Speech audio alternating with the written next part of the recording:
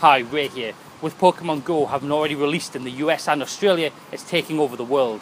Literally you can't go anywhere without hearing about it. Anywhere. Nowhere is safe.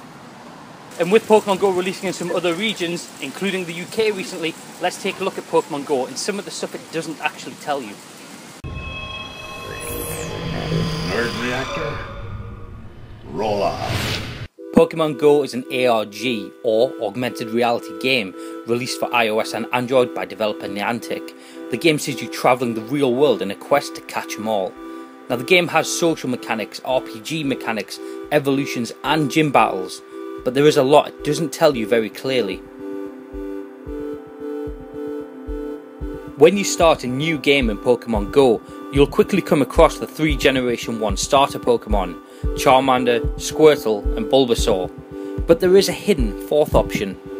If you ignore the starters and walk away from them, they'll reappear quite quickly, but if you ignore them 4 times in total, then when they reappear, they'll be accompanied by everyone's favourite Thundermouse.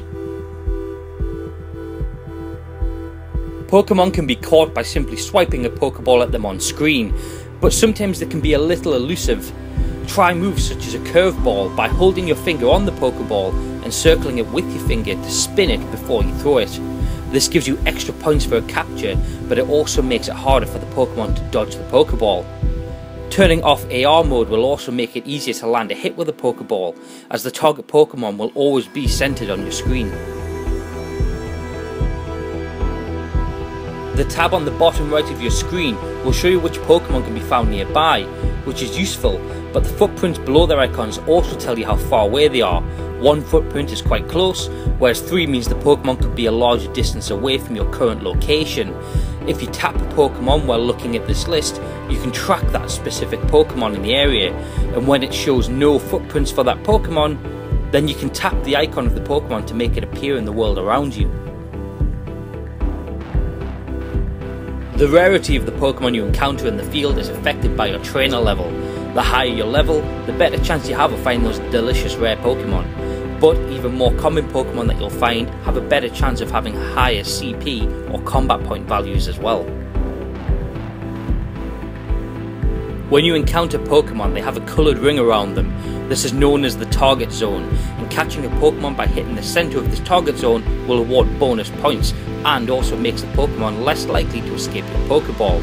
The colour ring represents the difficulty of the catch. Green is easy, yellow not so much, and an orange or red colour means it's going to be difficult. It's a good job you mastered that spin move, right? Pokemon Go can be played while on public transport, allowing you to encounter and catch Pokemon while in motion, unless they run. For best results though, try catching Pokemon when the transport is stationary. Pokemon eggs hatch after a certain distance has been travelled in kilometres, and this is tracked via a combination of GPS and your phone's pedometer, so taking a drive to hatch eggs just won't work. Only walking contributes to the hatching requirement. Unlike other games in the series, Pokemon battles take place in real time in Pokemon Go. Tapping the screen will attack an enemy Pokemon. Special moves can also be unleashed by holding your finger on the screen and then releasing. To keep track of your special move status, look for the boxes under your Pokemon's health. You can also dodge an enemy's special attacks by swiping to the side at the right moment, timed just before the special attack lands. Pokemon Go features a power saving option found in the game's settings menu. Now, the game doesn't really explain how it works, and turning it on doesn't seem to actually do anything at all. But if you have it enabled and turn your phone screen upside down, the screen will fade and show a Pokemon Go logo. Now, at this point the app is still running, and you'll still get notifications when you arrive at a Pokestop or encounter a Pokemon. And that's pretty useful when you consider the battery-based diet Pokemon Go sustains itself on. So there you go, there's a look at Pokemon Go and some hints for getting started with the game. Now, if you've thought of any others yourself, or there's any that we've missed out on, or you want to contribute some that you maybe heard of, let us know in the comments below. Again, I'm Ray Gillen for Nerd Reactor. Thanks very much for watching. Please like and share the video, and don't forget to subscribe while you're at it. Now go catch them all.